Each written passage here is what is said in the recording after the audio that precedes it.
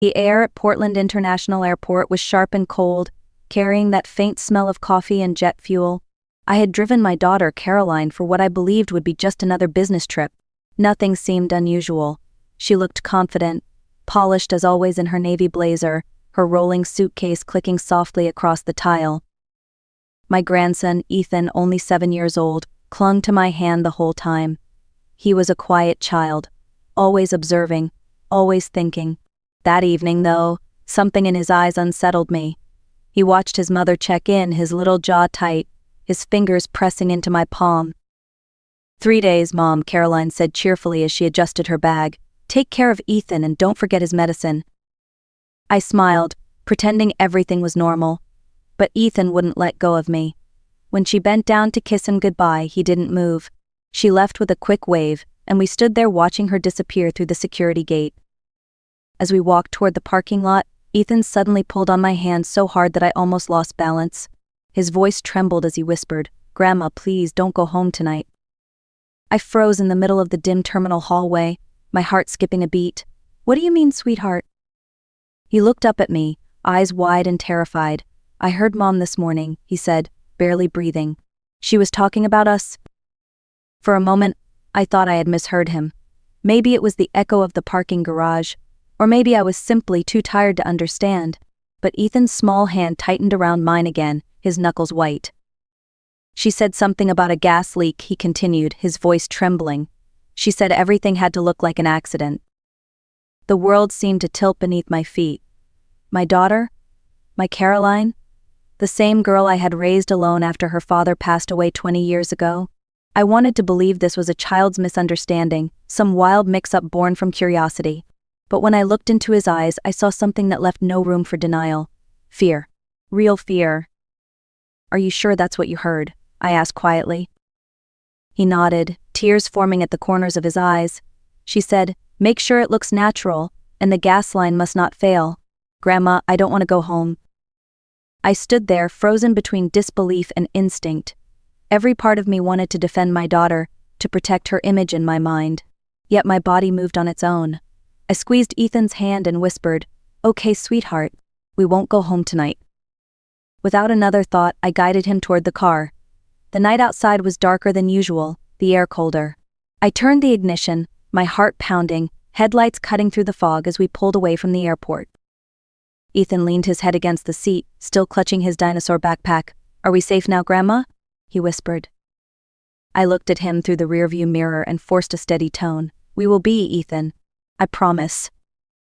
We drove in silence for miles, the soft hum of the tires the only sound between us. I didn't know where we were going, just away from the house that suddenly felt like a trap. I stopped at a gas station on the edge of the city. The fluorescent lights flickered weakly overhead, casting long shadows on the cold pavement. I bought a cup of watery coffee, more for something to hold than to drink. When I returned to the car, Ethan had fallen asleep, his face calm at last. That's when my phone rang. Caroline's name lit up the screen, my stomach twisted. "Hi, Mom," she said, her voice smooth and casual. "Where are you? You should have been home by now." I froze. How did she know we weren't there? "Oh, we stopped for dinner," I lied, forcing a light tone. Ethan was hungry. There was a pause on the line, just long enough to make my heart thud harder. "I see," she said slowly. "Well, my flight got canceled. I'm on my way back home now. Don't rush, just enjoy your dinner." I felt the blood drain from my face. Caroline never made careless mistakes. She checked flight schedules twice, always confirmed details. Her voice was calm, too calm. When I hung up, the silence in the car felt suffocating. I stared out into the empty road, the reflection of my trembling hands on the windshield. That wasn't just a check-in call. It was a test. She was trying to see if we were home. That's when I knew Ethan was right. My daughter wasn't who I thought she was anymore. I didn't drive home that night. My instinct screamed that stepping inside that house would be the last thing I ever did. Instead, I took the long road toward the old part of town, where streetlights flickered and storefronts sat closed behind dusty glass. There was one person I knew I could still trust: Mr. Raymond Holt, the night security guard at the apartment complex where we used to live years ago. He was a quiet man, steady as a clock, who had known our family since Caroline was a teenager. If anyone would believe me, it was him. When we arrived, The clock on the dashboard showed almost midnight. I parked down the street and carried a half-asleep Ethan up the narrow walkway to the guard booth. The small office glowed softly from an old lamp, and there he was reading a crossword, just like always. "Mrs. Walker," he said, startled when he saw me. "What on earth are you doing here at this hour?" "I need your help, Ray," I whispered, glancing over my shoulder, "and I don't have much time to explain." Within minutes, we were inside his modest backroom apartment. Ethan sipped the hot cocoa Ray made while I told him everything: the phone call, the documents, the whisper about the gas leak. Ray listened silently, his brows furrowing deeper with every word. "Do you realize what you're saying, Eleanor?" he finally asked. "I do," I said, my voice shaking. "My daughter wants us dead, and I need to prove it before she tries again." Ray leaned back in his chair, his face pale beneath the dim yellow light. "Eleanor, if what you're saying is true, you can't go back there. You should call the police right now." "I will," I said, "but without proof they'll think delusional. Caroline's a respected marketing executive. I'm a 70-year-old widow with a frightened grandchild and a story that sounds insane." Ray rubbed a hand over his chin, nodding slowly. "So what are you planning to do?" "I need to go back," I whispered. "Just for a few minutes. I'll find something concrete: documents, phone records, anything that shows what she's been planning." Ethan's head shot up from the couch. "No, Grandma, please don't. She might come back." His voice cracked with panic, tears glistening in his eyes. I knelt in front of him, holding his cold little hands in mine. "I'll be careful, sweetheart. I promise. You'll stay here with Mr. Holt, and I'll be back before the sun comes up." Ray sighed deeply, then reached into a drawer and pulled out an old prepaid cell phone. "Use this instead of your own. It can't be tracked. 1 ring means you're okay. 2 rings means trouble. Got it?" I nodded, slipping the small phone into my coat pocket. 20 minutes, he said firmly. "If you're not out by then, I'm calling the police." My hands trembled as I zipped up my jacket. "Then let's pray I'll be out in 15. The streets were silent as I drove toward my house, the headlights cutting through a heavy mist that hung low over the neighborhood. Every passing minute felt heavier, like I was driving straight into the heart of something I wasn't ready to face. I parked a block away and walked the rest of the distance, careful not to make a sound. The porch light was off, the curtains drawn. Everything looked ordinary, and that was what terrified me most. Using my spare key, I slipped in through the back door. The familiar scent of lavender cleaner mixed with something else, metallic, sharp, almost chemical. I tried not to breathe too deeply. The kitchen clock ticked steadily, counting the seconds as I crept down the hallway. My daughter's office door was locked, but I'd prepared for that. From my pocket, I pulled out a thin hairpin, an old trick I'd learned years ago when Caroline used to lock herself in her room as a teenager. My fingers trembled, but after a few tense seconds, the latch clicked open. The office was spotless, every file neatly stacked. I started searching through drawers, moving slowly so nothing would look disturbed. In the third drawer, beneath a pile of marketing folders, I found a red envelope marked private. Inside were several bank statements, names I didn't recognize, large transfers to someone called Mark Sanders. At the bottom of the pile was a copy of my own life insurance policy, annotated in Caroline's handwriting with payment dates and notes like verify clause and gas timing. My stomach dropped. It was true. Every word Ethan had said. And then, a noise downstairs, the soft creak of the front door opening. My blood ran cold. She was home. For a moment, I couldn't move. My body locked up, my mind screaming for me to hide, to run, to vanish. The faint murmur of voices drifted up the staircase, 2 of them. A man's deep tone and a woman's voice I knew better than my own. "Is everything clear, Mark?" Caroline called from below. "Yeah," he replied. "The house is empty." My pulse thundered in my ears. I turned off my flashlight and pressed myself behind the office door, praying the floorboards wouldn't betray me. From my hiding place, I could hear them moving through the kitchen, opening drawers, footsteps soft but deliberate. "It has to look like it happened while they were asleep," Caroline said. Her voice was steady, almost businesslike. "No broken locks, no mess. I'll say I was out of town the whole time." Mark laughed quietly, cold but effective. A sour taste filled my mouth. My own daughter, my flesh and blood, was calmly planning my death, as if it were a part of her job. Then came a pause. The sound of footsteps on the stairs, They were coming up. I glanced toward the window, my only possible escape. My hip ached just thinking about it, but staying wasn't an option. I waited until the footsteps reached the hallway, then silently unlatched the window and swung one leg out. A voice stopped me cold.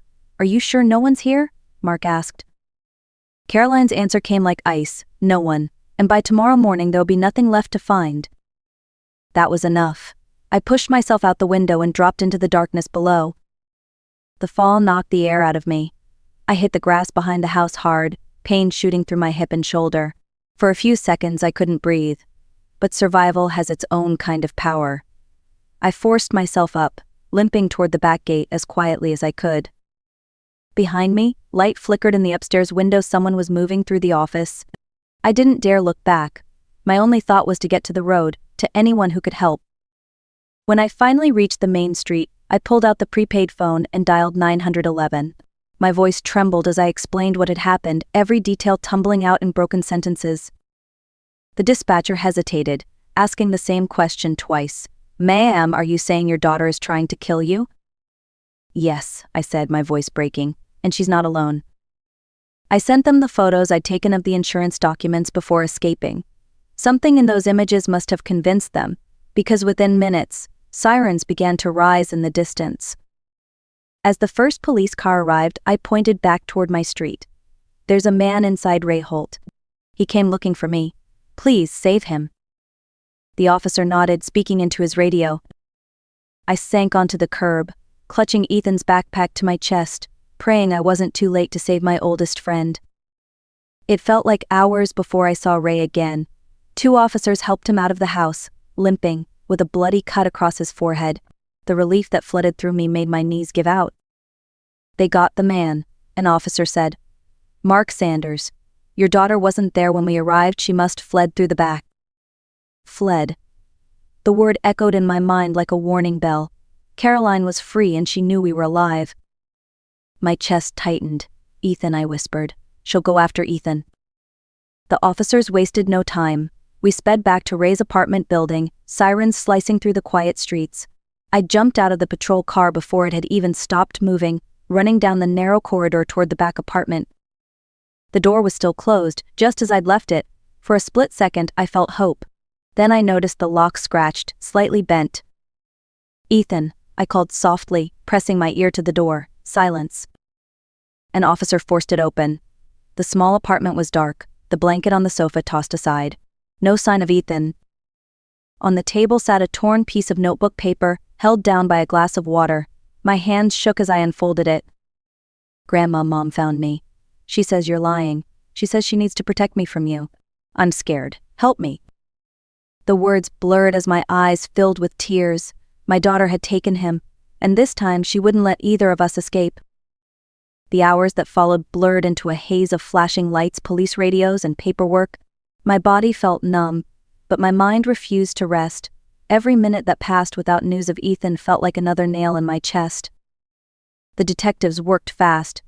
They placed alerts on every road leaving Portland, checked highway cameras, and even contacted airport security. But Caroline was clever. She had planned this for months, maybe years.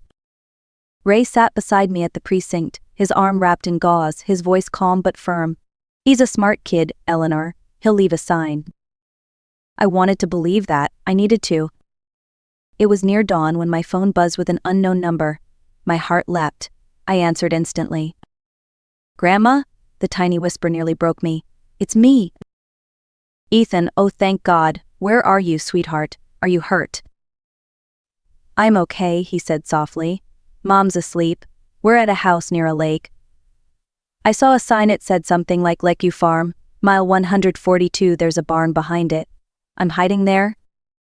I gestured wildly for the officers to start tracing the call. "Ethan, listen to me," I said as calmly as I could. "Stay hidden. Don't make any noise. The police are coming." He hesitated, his voice trembling. "She's not the same, Grandma. She keeps saying weird things. She says you want to hurt us." "Don't believe her, my love," I whispered. "Just hold on a little longer. I'm coming for you." Then I heard the sound of footsteps, a door creaking open, and the line went dead. The convoy of patrol cars sped down the narrow country road, red and blue lights slicing through the early morning fog. My heart hammered against my ribs with every turn. I sat in the backseat of the lead car beside Ray, clutching the small stuffed dinosaur Ethan had left behind. When we reached mile 142, a dirt road curved toward a quiet property beside a still lake. A faded sign read Lakeview Farm.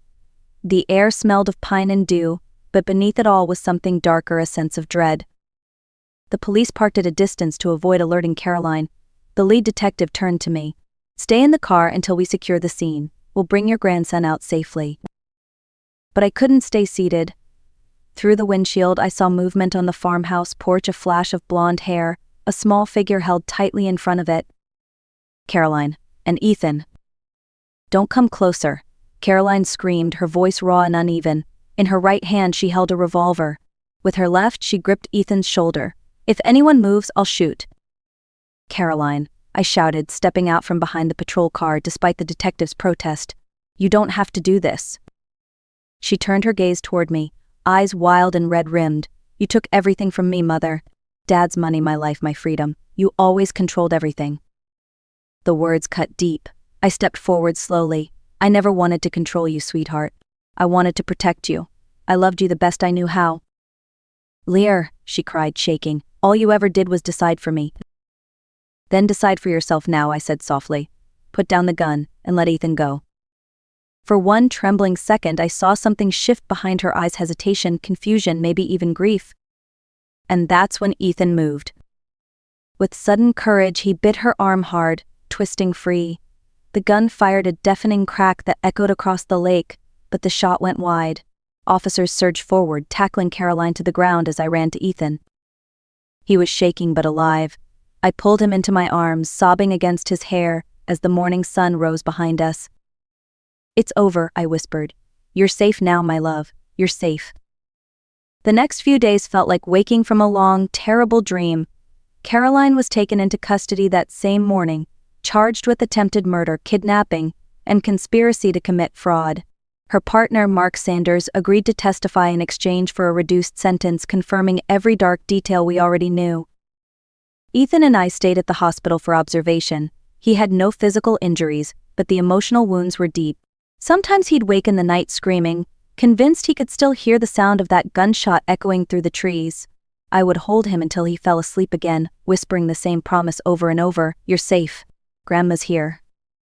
The police and social workers arranged for us to move temporarily into a quiet coastal town a few hours north. Ray came with us for the first week, helping settle us in before returning to Portland. He called every night, always ending with the same words, "That boy's got more courage than most grown men I've known." He was right. Weeks passed. Caroline's trial made headlines for a few days, then faded like all tragic stories do. The court appointed me as Ethan's guardian. We began family therapy, slow, careful steps toward healing.